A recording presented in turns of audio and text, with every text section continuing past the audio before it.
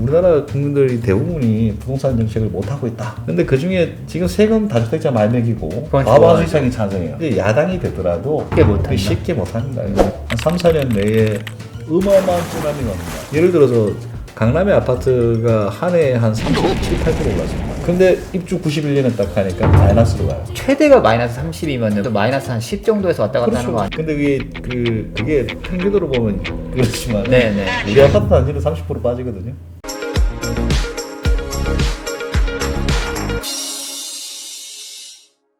그렇다면은 제가 여기서 중요한 질문을 할게요. 이렇게 정부가 대책을 내놓으면 내놓을수록 뭔가 꼬여가는데 불쌍한 우리 주택 수요자들은 어떻게 행동해야 되는 겁니까? 저는 뭐 각자 도생인데 저는 지금 현재는 뭐 거의 예측 불가 상황이 아닌가 그렇게 봐요. 뭐 장기적으로 20년, 30년 그렇게 한다 그러면은 좀 물리더라도 많이 물려봐야 한 30% 물릴 거예요. 그 정도까지 가고 하면 언제든지 집 사도 되고요. 근데 나중에 결국 다 오릅니다. 그리고 앞으로 대도시주의 뭐 이런 게 있습니다.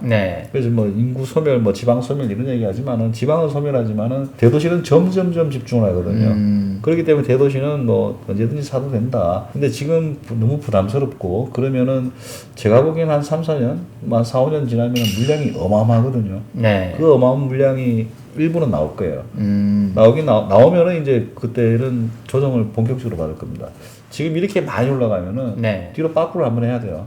그렇죠. 그래 그다음에 또 올라가거든요. 지금 어떻게 보면 어떤 전문가분들 그렇게 얘기하지 빠꾸 해야 되는데 정부가 계속 지금 불을 지펴가지고 빠꾸 못하고 계속 지금 이렇게 올라가는 맞습니다. 그래 정부 대책 나올 때마다 폭등하니까 이렇게 이제 조정을 안 받으면은 나중에 더 큰 폭의 조정이 있어가지고 서민들이 더 어려워져요. 보통은 좀 이렇게 올랐다가 약간 조정받았다가 다시 갔다가 조정받다가 지금은 이렇게 되겠잖아요. 저렇게 이렇게 오는 거예요 그러면.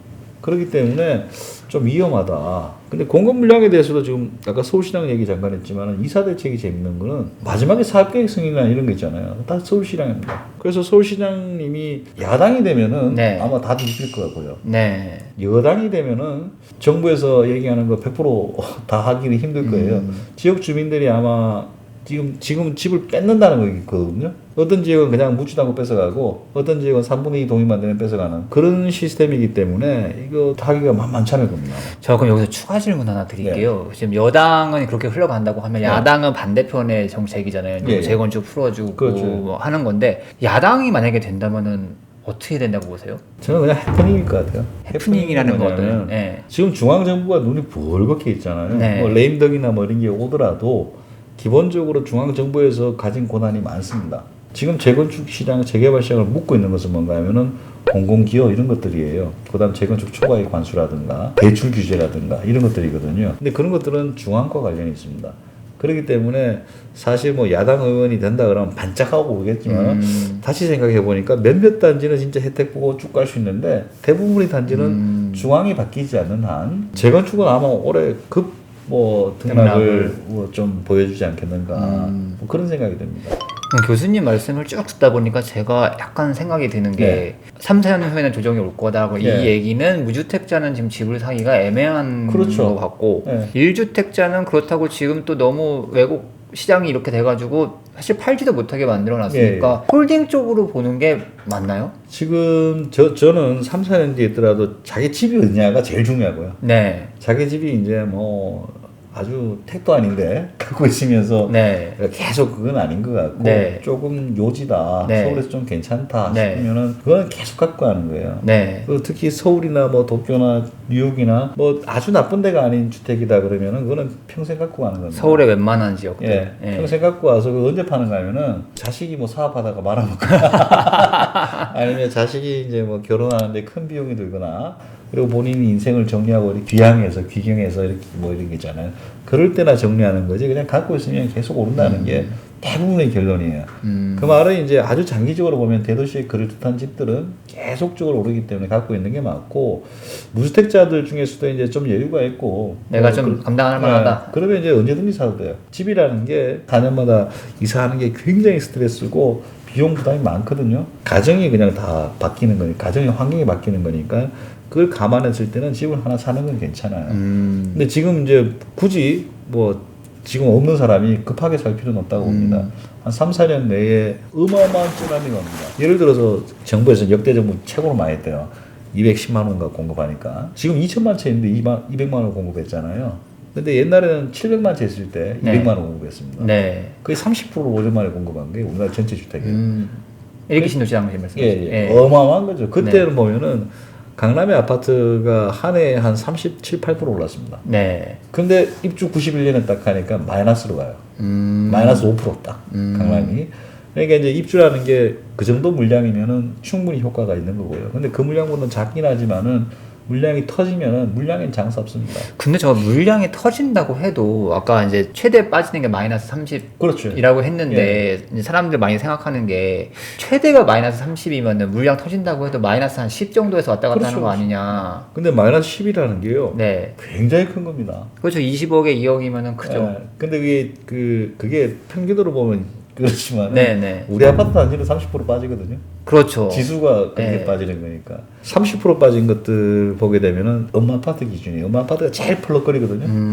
나머지는 그렇게 안 펄럭거립니다. 재건축 이슈가 항상 있었으니까 빠질 때는 딱 3분의 1까지 빠지더라고요. 3분의 1 그러니까 3분의 2가 이 가격으로 떨어지는 거죠. 9억이 6억이 되고. 네. 근데 한 5년 지나면 다시 이제 11억 이렇게 되고. 그래서 그런 식으로 다 돌아가는 게 가장 많이 떨어진 게 그렇더라. 근데 상가나 이쪽은 전혀 다릅니다. 네. 옛날 IMF 때가 가장 쇼킹하게 빠졌는데 그때는 3분의 1 토막이 납니다. 그러니까 뭐 90억짜리 빌딩이 30억이 돼버리고. 네. 거시경제가 어떤 식으로든 한번 정리를 해야 됩니다. 이거는. 그럼 다주택자는 집을 정리를 하는 게 낫나요? 다주택자들은 제가 알기로는 거의 다 정리를 하신 것 같고. 네, 많이 정리했죠, 사실은 지금까지. 그래서 큰 부담 없고 그런데 지금도 다주택자라면은 특히 자기 소득이 없다, 소득이 좀 불안하다 그러면 정리하는 게 맞을 것 같아요. 이번 정부 다음에 이제 뭐 야당이 이제 대통령이 되거나 이러면은 아마 완화 조항이 있긴 하겠지만은 적극적인 세금 완화 이런 건 못 할 거예요. 한번 세금 걷기 시작하면은 잘 안 된다고 하더라고요. 여기다가 재밌는 거는 우리나라 국민들이 대부분이 부동산 정책을 못 하고 있다라는 게 한 70%좀 될 겁니다. 네. 근데 그 중에 또 어떤 통계를 보니까 지금 세금 다주택자 많이 매기고 고액 매기는 게 어떻습니까? 과반수 이상이 찬성해요. 그러면 이제 야당이 되더라도 쉽게 못한다. 쉽게 못합니다. 그러니까 이제 다주택자들 이 정책은 생각보다 아주 오래 갈 가능성이 크다. 그리고 이제 지금처럼 여당이 됐다. 여당이 되는데 집값이 좀 꿈틀거린다. 이 세금 제도는 아마 더 강해질 수도 있지 않을까. 뭐 그렇게도 생각해야죠. 예. 애매모호한 지역의 기준은 어떤 거라고 보세요? 일단 뭐 지하철에서도 굉장히 멀고 네. 주택도 아파트가 아닌 뭐 연립 다세대 뭐 이런 네. 것들이 되겠죠. 연립 다세대라도 이제 뭐 역에서 좀 가깝거나 접근이 편하면 좀 괜찮은 거고요. 뭐 이렇게 아주 외곽에 뭐 교통도 불편하고 그런 데가 대부분 공기도 좋습니다. 그런 지역 같은 경우에는 굉장히 좀 힘들 것이다. 그렇게 보여지는 거죠. 굉장히 힘들 것까지는 아니지만은 생각만큼 탄력이 그렇게 안 붙고 지금 우리가 좋아하는 지역들 있잖아요. 네. 그 지역은 계속 갈 겁니다. 뭐 마용성이나 뭐 강남 이런 강남 사구라 그럴까요? 그런 데가 약간의 충격이 있을 거예요. 근데 정부가 공급하겠다는 방안은 누가 닭장집이라고 표현을 하더라고요. 워낙 닭장처럼 네. 이것하고 그런 기존의 뭐 아주 유명한 아파트 단지들 그런 것에 비하면은 굉장히 차이가 있을 거예요. 그 가격 차이가 이제 사실 우리가 한 2005년 정도까지만 하더라도 용적률 150%인 아파트하고 200% 아파트하고 단가가 차이 별로 없었어요. 네. 근데 그때부터 단가가 쭉 차이 납니다. 용적률이 갖다 주는 쾌적함이 있습니다. 그리고 쾌적함 때문에 가격 차이가 벌어지는 거거든요. 그때부터 이제 대략 한강 뷰가 보이느냐 안 보이느냐가 네. 가격을 결정하고 그전에는요 그냥 어느 동네 몇 평 끝입니다. 그게 딱 끝이에요. 다 똑같아요. 근데 이제 그때부터 사람이 환경의 질에 대해서 관심을 갖고 그렇게 했는데 이제는 이제 뭐 닭장집만 나오게 되면 이건 틀림없이 가격에 반영이 되고 뭐 그렇게 될 거라고 봅니다. 상당수의 연구는 인지적이 있으면은 집값 상승률이 좀 떨어지거나 뭐 그런 것들이 많습니다. 그렇다면요 재건축도 안 되고 굉장히 쾌적하고 좋아요. 뭐 한 90년대부터 2000년대 초반에 지은 아파트들인데 이런 아파트들은 괜찮다고 봐야 되나요? 어떻게 봐야 되나요? 뭐 지금은 뭐 괜찮다고 봐야 되고요. 네. 그리고 저는 사실 좋은 아파트들은 1대1 재건축이나 호화 재건축으로 방향을 잡을 것 같아요. 예를 들어서 용적률 200%에 아주 고급 마감재로 해서 임대주택 하나 뒀다. 이거 정말 명물 될 겁니다. 이 얘기 들으면 또 정부에서도 규제가. 근데 그게 생각해 보세요. 다 닭장집이 들으세요. 여기 너무 쾌적해. 네. 그리고 마감재도 너무 좋아. 국내 굴지 시공사가 이 아파트 단지는 그 자체가 명물이 될 겁니다. 몇 개 생각 벌써 나는데요, 지금. 그렇죠. 네. 이 말은 뭔가는 정부가 규제를 함에 따라 가지고 재건축에서 나와야 될 추가 물량이 없어진다는 거예요. 그리고 사회적으로 양극화는 더 커지는 거예요. 그 전까지는 이제 재건축 그냥 하면은 그냥 일반적인 약간 좋은 주택 뭐 네. 이렇게 나왔잖아요. 근데 이제부터는 이제 정부 규제 때문에 또 어마어마하게 좋게지면 또 그래서 사회 양극화가 더 심각되고 정부 의도하고는 정반대로 하여튼 결론이 날 가능성이 높다. 그렇게 보입니다. 작년 같은 경우는 워낙 경기도가 불장이었잖아요. 그렇죠. 그래가지고 서울이 좀 너무 저평가처럼 보인다라는 그렇죠. 얘기도 있는데 그것에 대해서는 어떻게 생각하세요? 그게 그런 것 같습니다. 이게 서울이 10억이 됐다. 예를 들어서 전체가 10억이 됐는데 경기도는 4억이에요. 한 6억 7억이 되는 거예요. 그럼 10억? 이거 얼마 아니네?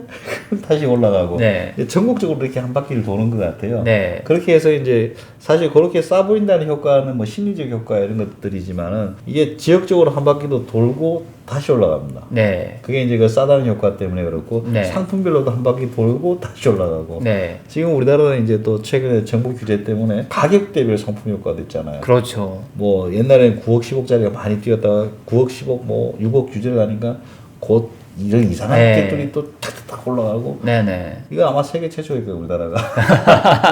가격대를 정부가 6억 뭐 9억 이렇게 정하니까 네. 여기에 있는 주택들이 갑자기 붐이 일어나고. 그렇죠. 그것도 정부에서 또 규제를 하니까 뭐 1억대짜리 주택들이 예, 요새 뭐 폭발적으로. 얘 규제 때문에 계속 이상해지는 그런 현상들이 있죠. 뭐 그런 것들이 하여튼 좀 특이하게 계속 유지되지 않겠냐.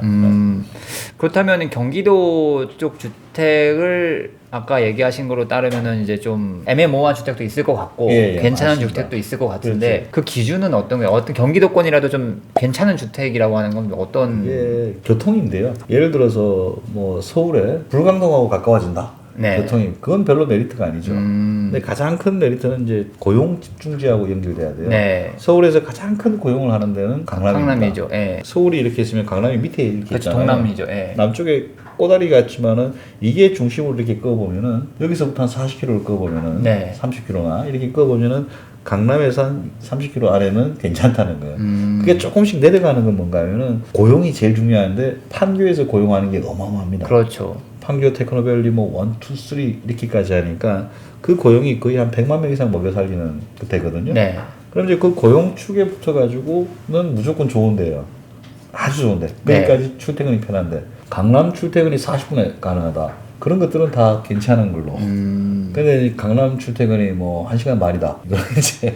그럼 반대로 서울권인데 예. 강남을 이제 컴파스 그렸는데 예. 30km 바뀌면은 그거 어떻게? 그걸 되도록 안 보시는 게 좋아요. 그 얘기를 이제. 서울이라고 해도요? 예, 지금 아니 서울이라 해도 그게 예. 더 나쁠 수도 있어요. 서울 전체가 이제 서울은 반경 15km입니다. 아 서울은 방향 15km인데 끝에서 끝까지 30km니까 거의 깔랑깔랑 하게 되는데 예. 오히려 그 현상이 이제 서울에 이제 뭐 외곽 지역에 있는 것들이 강남에서 제일 먼 지역들을 보면은 네. 뭐 이게 경기도보다 싸요. 재밌는 거는 경기도를 하실 때 집을 살 때 뭐 1년 살고 팔고 이런 게 아니잖아요. 도시라는 게 있는데 뭐 도심 회귀 현상 이런 거 들어봤죠. 도심 회귀 이러면은 갑자기 사람들이 바깥에 있다가 명동으로 들어와 살고 이런 걸 생각해요. 물론 명동에 맨하탄에 다시 들어오는 도심 회귀 현상이 또 이만큼 있습니다.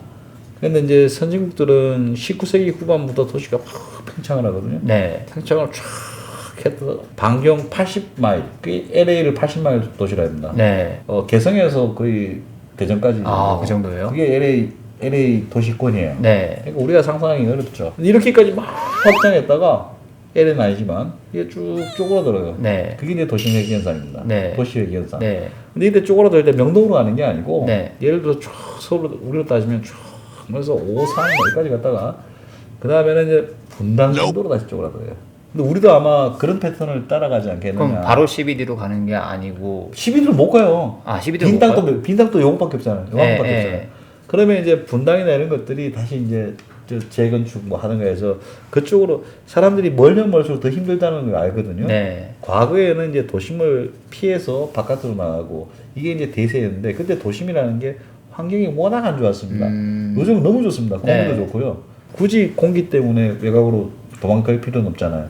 뭐 그런저런 영향들이 합쳐지고 편의 시설에 대한 뭐 새로운 관심이라든가 그러니까 경기도를 보면은 아주 바깥까지 갔다가 다시 안으로 이렇게 들어올 겁니다. 들어오는 바운더리가 어디쯤 되겠는가? 강남에서 그래도 적어도 1시간 출근 이내?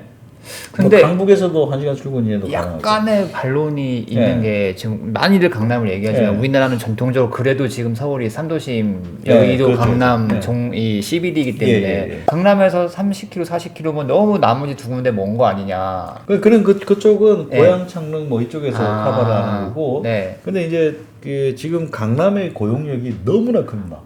최근에 약간 약해졌거든요. 강남은 계속 더 집중을 더 하고 있거든요. 그렇다면은 똑같은 경기도라고 해서 똑같이 이제 업무 집중 지구에 30km에 했다고 그렇죠. 해도 요거가 다 다르게 움직일 수 있다는 말씀이신 거죠. 그렇죠. 거기도 안 될 동네는 쳐다보지도 말라. 지금은 뭐 좋을지 몰라도. 네. 근데 뭐 공기도 좋고 뭐 이렇게 건강에도 좋고 사실은 괜찮은데 조금 뭐 그런 측면은 있죠.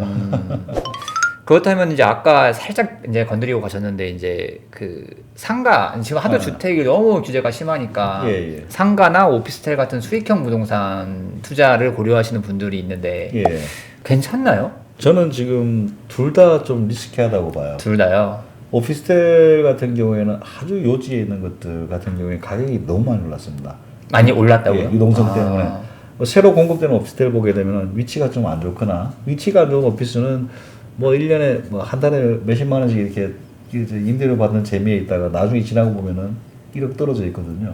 결국은 이제 그 오피스텔 같은 게 입지가 정말 좋지 않은 거 아니면은 조심해서 봐야 된다. 그리고 최근에 공급이 좀 어마어마했다. 이걸 한번 보셔야 되고. 근데 오피스텔이라는 게 좀 특이한 오피스텔이 새로 생겨나고 있습니다. 어떤 거죠? 단지형 오피스텔이랄까요? 아파텔 같은 거. 신혼부부가 이제 뭐 20평짜리 아파트는 다 포기했습니다. 물론 뭐 가진 분들이야 뭐 하겠지만 포기하니까 남는 거는 이제 오피스텔인데 대출 좀 받고 모으면은 바로 살 수도 있고. 그래서 그것들이 틈새 시장 비슷하게 조금씩 커지고 있어요. 한 동짜리가 아니고 한 세네 동짜리, 두 동, 세 동짜리가 모여서 나름대로 뭐 이렇게 기능을 하는 커뮤니티 시설도 있고 그런 것들이 거의 주택의 기능을 아파트 단지 기능을 하는 거죠. 그런 것들은 이제 틈새 시장으로 해서 가치도 좀 유지하면서 가겠지만은 기존의 오피스텔 이런 것들은 정말 좋은 입지가 아니면 좀 어려워질 것이다라고 보여지고 이제 상가는 사실 제가 보기에는 좀 제정신이 아닌 것 같아요. 상가가. 왜요?